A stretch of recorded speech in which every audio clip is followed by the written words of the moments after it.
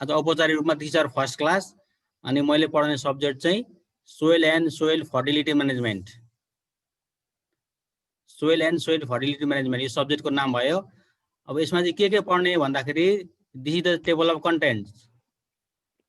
अब सोइल भन्ने सब्जेक्ट चाहिँ के भन्दाखेरि एग्रिकल्चर भन्ने बित्तिकै सबै कुराहरू सोइल भित्रै हुन्छ। हामीले माटोसँग सम्बन्धित हरेक कुराहरूको बारेमा जानकारी लिनुपर्छ। अनि सोइल भनेको माटो, अनि सोइल फर्टिलिटी म्यानेजमेन्ट भनेको माटोको उर्वरा शक्ति, फर्टिलिटी भनेको उर्वरा शक्ति। माटोबाट हरेक कुरा फल्ने हो भने त्यसको जुन माटोले दिने जुन उत्पादनशीलता छ, जुन उत्पादनलाई चाहिँ बढाउनको लागि चाहिँ हामीले के कुरामा म्यानेजमेन्ट गर्नुपर्छ भन्ने हरेक कुराहरूको बारेमा चाहिँ यो सब्जेक्टमा पढाइ हुन्छ। अब दिस द फर्स्ट युनिटमा इन्ट्रोडक्सन, यसमा चाहिँ मिनिङ, डेफिनेसन अनि युज अफ सोइल, सोइलको मिनिङ के हो अनि डेफिनेसन अनि के कुरामा चाहिँ सोइललाई युज गर्न सकिन्छ यसको बारेमा चाहिँ पढ्नुपर्छ। अनि कम्पोनेन्ट अफ सोइल, के कुराले चाहिँ सोइल बनिएको छ हैन, what are the components of soil. Soil त त्यतिकै हुँदैन, धेरै कुरा मिसेर बन्ने हुन्छ। अनि के कुरा मिसेर बन्ने हुन्छ त्यसको बारेमा पनि पढाइ हुन्छ इन द इन्ट्रोडक्सन भित्र। अब importance of soil for plant growth, plant ग्रोथको लागि सोइल चाहिँ नेसेसरी छ। अनि यसको इम्पोर्टेन्स के छ त, अब कस्तो सोइल हुँदाखेरि प्लान्टको ग्रोथ राम्रो तरिकाले हुन्छ, कस्तो सोइल हुँदाखेरि प्लान्टको ग्रोथ हुन सक्दैन, यो हर कुराको बारेमा चाहिँ माटोको महत्त्व, प्लान्टको ग्रोथ हुनको लागि माटोको महत्त्व के छ, इम्पोर्टेन्स के छ त्यसको बारेमा चाहिँ यो इन्ट्रोडक्सनमा पढिन्छ युनिट 1 मा। अब मैले तिमीलाई पढ्ने नोट दिएको हुन्छु अनि तिमीहरुसँग जुन बुक छ नि त्यो बुकमा चाहिँ कसरी पढ्ने भने तिमीले पढ्नुपर्ने कुरा यही हो, टेबल अफ कन्टेन्ट यही हो। अब यो जस्तो 1.1 मा मिनिङ छ, यहाँ के कुरा पढ्ने छ नि ठ्याक्कै यति कुरा तिमीले पढ्नुपर्छ। यो कुरा चाहिँ तिमीले बुक भित्र खोज्दै आफ्नै तरिकाले पढ्दाखेरि पनि हुन्छ।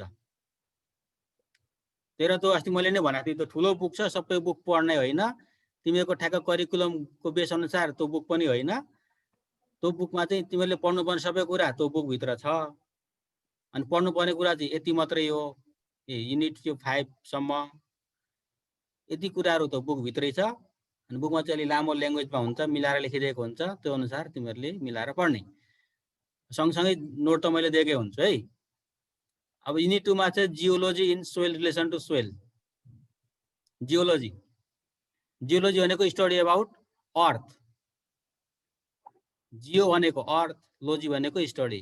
कुनै पनि वर्डको पछाडि लोजी चाहिँ एलओजी लोजी भनेर एड भयो भने यसले चाहिँ कुनै पनि कुराको स्टडी गर्छ भन्नेको बारे मैले जनाउँछ।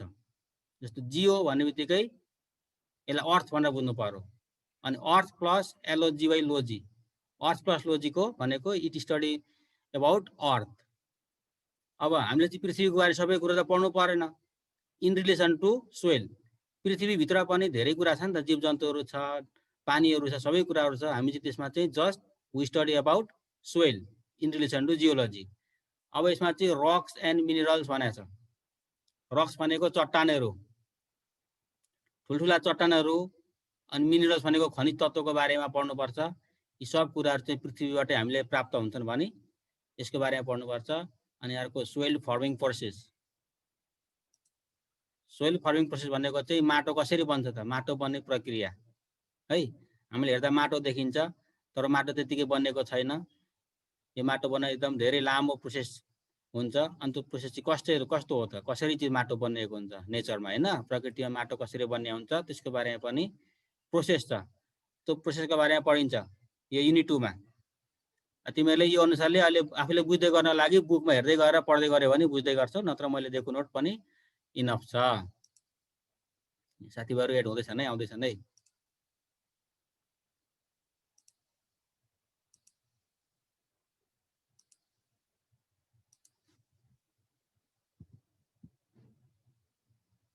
अब युनिट 3 मा सोइल प्रोपर्टिज, सोइलको चाहिँ फिजिकल हुन्छ, केमिकल, बायोलोजिकल, यसको बारेमा पढिन्छ। यो अलिक इम्पोर्टेन्ट टपिक छ, अलिक गाह्रो, अलिक थोरै गाह्रो हुन्छ भन्दा। अनि अर्को न्युट्रिसन, सोइलको बारेमा न्युट्रिसन चाहिन्छ भनेको खानेकुरा, खाद्य तत्त्वहरू। प्लान्ट त्यतिकै त बढ्दैन, जस्तो मान्छे पनि सानो बच्चाबाट ठुलो हुनको लागि चाहिँ मान्छेलाई धेरै कुरा खानेकुराको खाद्य तत्त्वको आवश्यकता पर्छ। Similarly, plant also needs different kinds of nutrients. अब प्लान्टलाई चाहिँ हुर्कन बढ्न धेरै फल लगाउनको लागि चाहिँ के न्युट्रिएन्टको चाहिँ आवश्यकता पर्छ त्यसको बारेमा पढाइ हुन्छ यहाँ है। इन्ट्रोडक्सन टु न्युट्रिसन, न्युट्रिसन भन्ने के हो त्यसको बारेमा चाहिँ introduction, nutrient and their importance on crop production भनेको खाद्य तत्त्वहरू प्लान्टको लागि चाहिने न्युट्रिएन्ट चिजहरू के हुन् तिनीहरूको चाहिँ इम्पोर्टेन्स के छ त क्रप प्रोडक्सनमा। क्रप भनेको बाली, प्रोडक्सन भनेको उत्पादन, बाली उत्पादन गर्नको लागि न्युट्रिसनको के महत्त्व छ त भन्ने कुरोको बारेमा पनि यो टपिकमा पढिन्छ। अब अरू चाहिँ essential nutrients and their categories according to plant need. Essential nutrient भनेको अनिवार्य नहुने न्युट्रिएन्टहरू के हुन् त प्लान्टको लागि। जस्तो मान्छे बाँच्नको लागि अनिवार्य मान्छेलाई के चाहियो, पानी चाहियो, खानेकुरा चाहियो नि, छैनन् मान्छे त अस्तित्व छैन। त्यसै गरी प्लान्टलाई पनि अनिवार्य बाँच्नको लागि के कुरा चाहिन्छ त, न्युट्रिएन्टहरू के चाहिन्छ त त्यसको बारेमा पढ्नु पर्यो है। Functions and deficiency symptoms of nutrient. Function भनेको जस्तो प्लान्टलाई चाहिने खाद्य तत्त्वहरू छन्, धेरै छन्। जस्तो अब हामीले धान खेती गर्दाखेरि युरिया हाल्ने भनिन्छ, युरिया पनि एउटा न्युट्रिएन्ट हो। डिएपी हाल्ने भनिन्छ, सुनेकै होला होइन, त्यो पनि एउटा न्युट्रिएन्ट हो। त्यस्तै अरू धेरै छन्, पोटास भने हालिन्छ, त्यो पनि न्युट्रिएन्टै हो। गाईकै मलै हालिन्छ खेतबारीमा, that is also kind of nutrient.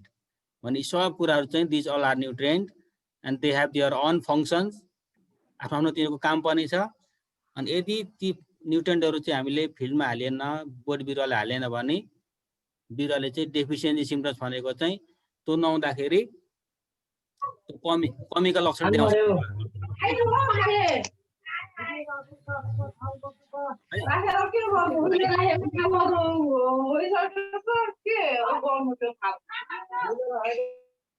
तपाईँले म्युट गर्ने है,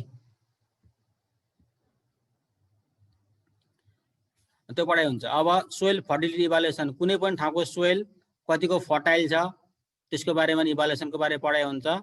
सोर्स अफ न्युट्रिएन्ट, बिरुवाको लागि खानेकुराहरू के हुन्, what are the source of nutrients to the plant, यसको बारेमा पनि पढाइ हुन्छ।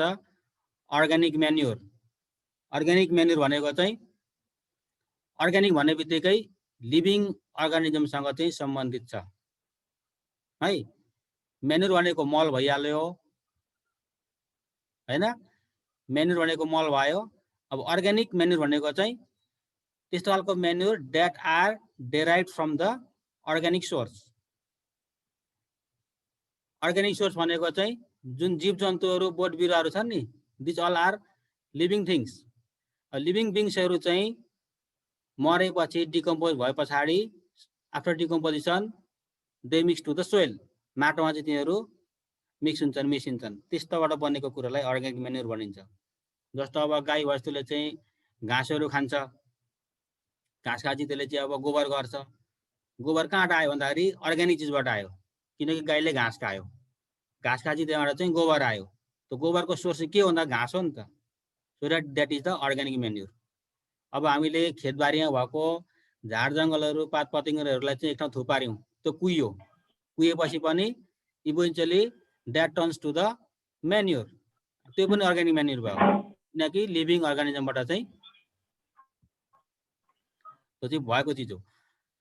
अब केमिकल फर्टिलाइजर भनेको चाहिँ केमिकल चिजहरू, त्यो चाहिँ अर्ग्यानिक चिजबाट बनेका होइनन्, त्यो चाहिँ केमिकल फर्टिलाइजर। जस्तै युरियाहरू भए त्यसरी पनि पढ्नुपर्छ। अनि बायो फर्टिलाइजर भनेको कति चाहिँ जीवित चिजहरू पनि, जीवित अर्गानिजम लिभिङ अर्गानिजम पनि फर्टिलाइजरको रूपमा चाहिँ प्रयोग हुन्छ। Those are called bio fertilisers. अनि इन्टिग्रेटेड प्लान्ट न्युट्रिएन्ट म्यानेजमेन्ट भनेको यो पनि भयो। यी कुरा पछि आउने टपिक पनि मलाई हल्का के पढ्नुपर्छ भनेर मैले जानकारी गराएको है। अब युनिट 5 मा सोइल कन्जर्भेसन।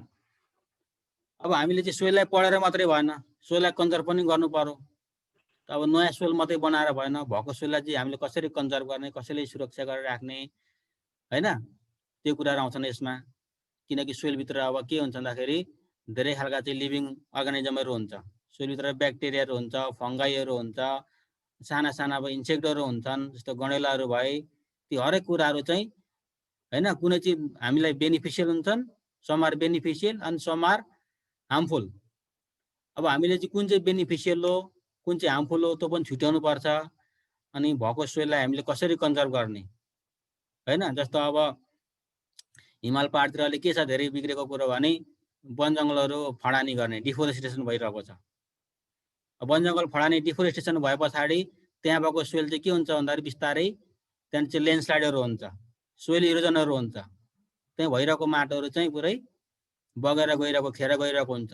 त्यस्ता त्यस्ता कुराहरू पनि हामीले पढ्नुपर्छ। सोइललाई चाहिँ कसरी कन्जर्भ गर्ने, कसरी चाहिँ लस हुनबाट जोगाउने, यसको बारेमा पनि हामीले पढ्नुपर्छ। एकदम इन्ट्रेस्टिङ सब्जेक्ट छ यो है। अब definition of soil erosion, soil erosion भने के हो यसको डेफिनेसन पनि पढ्नु पर्यो। अनि कजेज अफ सोइल इरोजन, के कारणले गर्दाखेरि सोइल चाहिँ इरोजन भएर जान्छ त हैन। What are the major causes of soil erosion, त्यसको बारेमा पनि।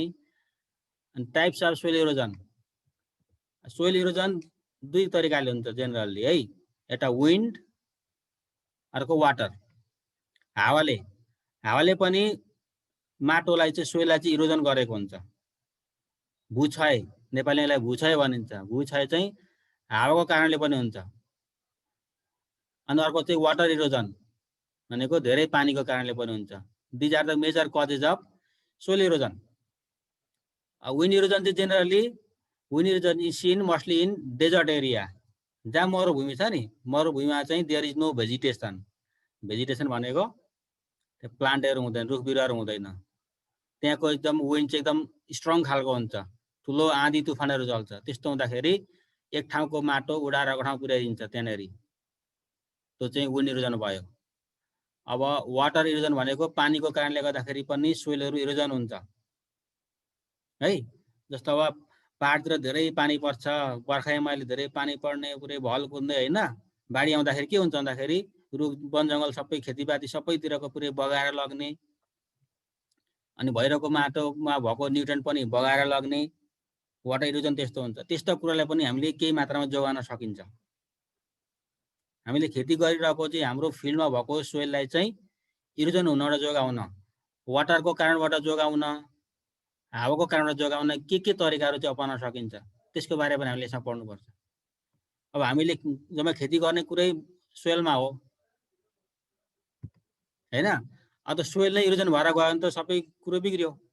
अनि त्यसलाई हामीले कन्जर्भ गर्नु पर्यो। जस्तो अब स्कुलकै जस्तो हामीले कतै हेर्दाखेरि ग्राउन्ड हुन्छ नि, चौरमा दुबो रोप्ने कारण पनि त्यो एउटा टाइप अफ सोइल कन्जर्भेसन हो। ठुलो चौरमा चाहिँ पुरै दुबो पलाएको छ नि, that is also kind of soil conservation. के हुन्छ भने चौरमा दुबो रोपिदिएको छ भने पानी पर्दाखेरि जुन पानीको जुन डाइरेक्ट वाटर स्प्ल्यास हुन्छ त्यसलाई हैन, डाइरेक्ट पानीको ड्रपले चाहिँ सिधै माटोमा छुँदैन, बोट बिरुवामा छुन्छ, त्यो झारमा छुँदाखेरि त्यसले पनि एक तरिकाले चाहिँ वाटर इरोजन घटाउँछ, सोइल इरोजन हुन दिँदैन। अनि धेरै अब चौरमा चाहिँ धेरै हावा चले पनि चौरको माटो त उडेर जाँदैन, त्यो पनि एउटा तरिका भयो। यस्ता यस्ता कुराहरूको बारेमा चाहिँ पढ्नुपर्छ। अनि त्यो सोइल इरोजन हुन नदिन कस्ता खालका क्रपहरू रोप्ने, हरेक कुराहरू पनि यो टपिकभित्र आउँछन् है। Importance of soil conservation on soil fertility management. कुनै पनि ठाउँको सोइलको फर्टिलिटी भनेको मलिलोपन, माटो मलिलो हुनु पर्यो नि त। जापाती रोपेर त भएन, पुरै बल्ल खोलाको बगानमा गएर रोप्दा त त्यहाँ फल्छ त फल्दैन। भनेपछि सोइलको फर्टिलिटी पनि हामीले म्यानेजमेन्ट गर्नु पर्यो। अनि त्यस्तो सोइलको फर्टिलिटी म्यानेजमेन्ट गर्नको लागि चाहिँ सोइलको कन्जर्भेसनको इम्पोर्टेन्स के छ त यसको बारेमा पढ्नुपर्छ। अनि प्र्याक्टिस अफ सोइल कन्जर्भेसन भनेको सोइललाई चाहिँ कसरी कन्जर्भ गर्ने भन्ने खालको प्र्याक्टिसको बारेमा हामीले पढ्नुपर्छ। यो भनेको हामीले टोटल यो सब्जेक्टमा पढ्नुपर्ने कोर्सको आउटलाइन भयो है, टेबल अफ कन्टेन्ट भयो। यति पढ्ने हो, धेरै समय पनि लाग्दैन पढ्न, थोरै छ। अस्ति तिमीहरूलाई मैले यसको फोटोकपी पनि दिएको छु। अब आज चाहिँ फेरि मैले किन भनेको नि आजको फर्स्ट क्लास पनि भयो, अनि सबैसँग हल्का अब तरिका नै सिक्नु पर्यो हैन। बुझिरहेको कुराहरू कतिलाई फेरि दोहोरियो, फेरि अल्छी पनि लाग्यो होला। अब अस्ति कोही नआउने पनि थियो नि त, सबैलाई हेर्नु पर्यो नि, कोही आयो कोही आएन भनेर पनि भएन हैन। सबैलाई इक्वली हेर्नु पर्यो नि, बराबर इम्फेसिस त बराबर चाहियो सबैजनालाई। त्यो भएर यस्तो अब जम्मा टाइम हामीसँग अब 9 मिनट बाँकी छ है, 9 मिनट बाँकी छ। किनकि एउटा क्लास चाहिँ के हुन्छ भने ठ्याक्क सुरु भएको 40 मिनट ठ्याक्कै यो क्लास अफ हुन्छ है, त्यस्तो हुन्छ। यो जुमको आफै अटो कट, ठ्याक्क 40 मिनट पुग्ने बित्तिकै आफै अटो कट हुन्छ। तर हामीले चाहिँ सुरुमा चाहिँ गफ गर्न त सुरुमा धेरै पढ्नुपर्छ। अझ फर्स्ट डेबाट अलिकति गफ पनि गरियो। ल ठिकै छ, केही छैन। अब पार्टिसिपेन्ट को छ भन्दाखेरि यो आफ्नो डिभाइसको नाम छ नि सबैले एडिट गरेर नाम लेख ल। यो 1K 1S K6B को यसको एडिट गरेर यसको नाम लेख्ने, अनि ग्यालेक्सी A10s को यसको नि नाम लेख्ने सहिलो हुन्छ क्या मैले बोलाउनको लागि। कृतिका दङ्गलको नाम छ, अङ्कित दाको नाम छ, निश्चल नुमा, ओप्पो सफलता दिएको नाम छ। एडिट गरेर आफ्नो नाम लेख है। यस छेउमा गएर यहाँ एडिट गर्न मिल्छ है, अनि रिनेम गर्ने। अब के हुन्छ नि यो तरिका, मैले पढाउँदाखेरि तिमीहरूको जुन तल यो माइक्रोफोनलाई तिमीले म्युट गर्ने, म्युट गरेपछि त्यता बोलेको त सुनिँदैन, मैले बोलेको मात्रै सुनिन्छ, अनि हल्ला आउँदैन। सुरुमा अलिक समस्या हुन्छ, यस्तो कुरामा बुझ्न बानी हुन टाइम लाग्छ।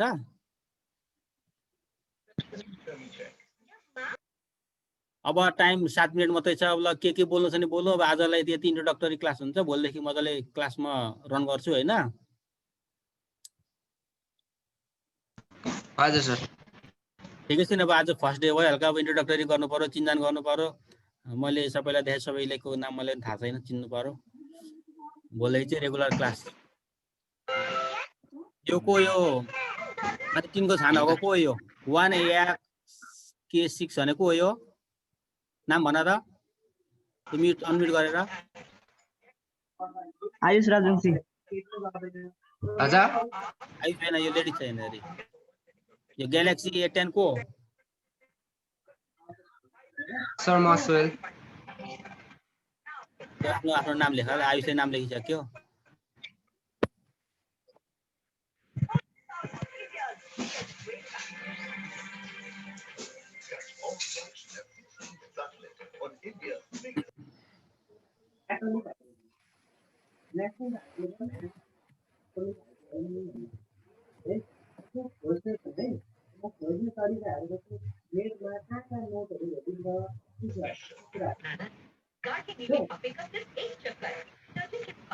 ल हल्का के बोल्ने कुरा छ नि बोल्नु, हल्का गफ गरौँ ल। अनि आजलाई यस्तै यस्तै, भोलिदेखि चाहिँ रेगुलर क्लास ल। आज चाहिँ फर्स्ट डे यस्तै हो है। हुन्छ सर हुन्छ। तिमीहरूलाई अब क्लास हुन्छ भनेर मैले जानकारी पनि गराएको, रेगुलर क्लास हुन्छ भनेर। नत्र अब सिड्युल आइसकेको छ, क्लासै भएको छैन, कहिल्यै हुन्छ हुँदैन, सबैलाई कन्फ्युजन थियो नि त। अनि अब सधैँ क्लास हुन्छ भनेर जानकारी गराएको। आज फर्स्ट डे भयो। यो माथिको पराजुली कविता हो, एटा कविता पराजुली होइन एटाको नाम।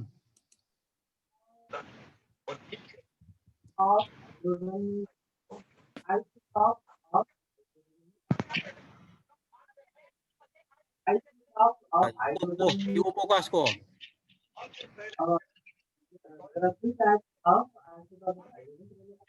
ओप्पो वालाको ओप्पोले नाम चेन्ज गर।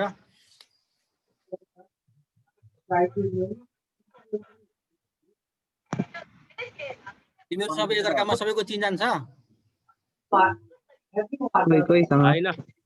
चिन्जान गर्नु पर्यो सबैजनाले। अब क्लासमेट हो नि त सबैजना। अब कता कताको छौ, कोही एउटा स्कुलको अर्को स्कुलको होइन। सोहेलले भनेको हल्दीबारी नै पढेको होइन? कविताले तल न्यू स्टार हो। ए होइन, तलको त मोती। सफलताको उता वीरेन्द्र, आयुषले सिग्मा सिग्मा होइन?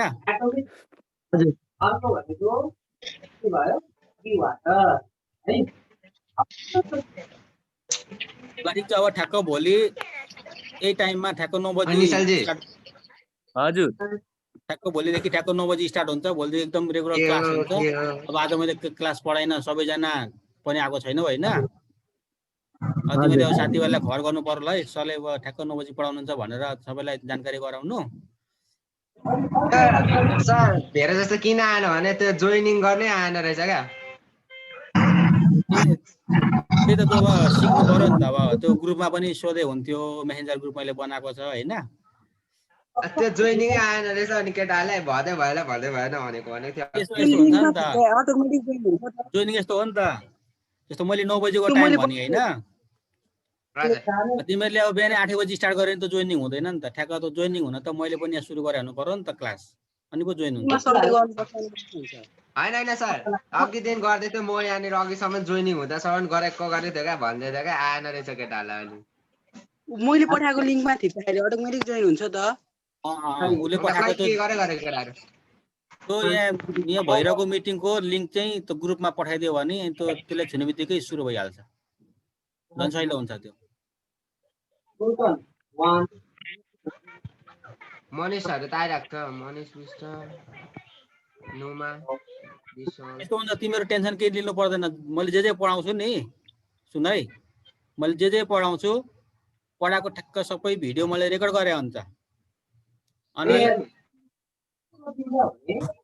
मैले पढाएको भिडियो रेकर्ड गरे हुन्छ अनि जो यसरी अब अनलाइनमा ठ्याक्क जोइन हुन्छौ सबैले सुनिहाल्यो नसुन्नेको लागि पनि त चाहियो नि त पढेको कुरा के पढाइ भएछ भन्ने कुरो त्यो चाहिँ त्यो मैले बनाएको ठ्याक्क भिडियो हुन्छ जुन 40 मिनटको भिडियो यो भिडियोको म ठ्याक्क सबैलाई एभाइलेबल हुने गरी त्यो ग्रुपमा हालिदिन्छु अनि त्यहाँबाट हेरे पनि अरू बेला हेरे पनि भयो अफलाइन है त्यो हुँदाखेरि ठ्याक्क यो टाइममै आउनु परेन राति नै बसे जतिखेर पनि आफूले हेर्दा भयो मैले पढाउने सब्जेक्टको ढुक्क यसरी पढाउँछु पढ्ने नोट पनि पाइन्छ भिडियो पनि पाइन्छ नबुझेको कुरा फोन गरेर सोध्न पनि पाइन्छ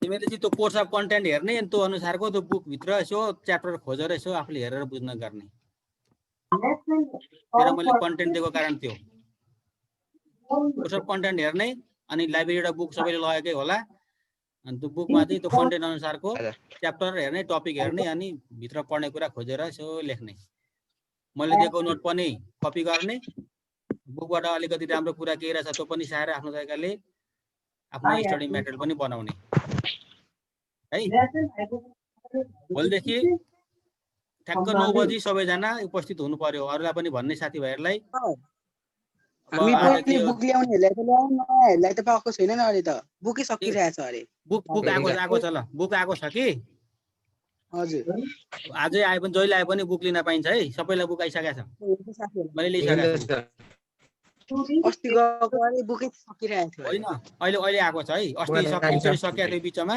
अहिले फेरि बुक आइसकेको छ बुक आजै आए भोलि आए जहिले आए पनि बुक पाइन्छ एकदम बुक लाइब्रेरीमा एभाइलेबल छ अब यहाँ सुन है यहाँ नेपाली सब्जेक्ट चाहिँ खेम सरले बेलुका पढाउनुहुन्छ बेलुकाको टाइममा कति बजी सबैलाई बोला त ड्याडीलाई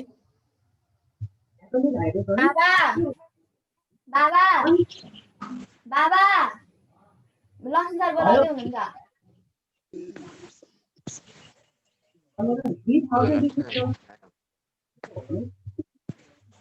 सर हजुरको भन्नु त क्लासको बारेमा यिनीहरूलाई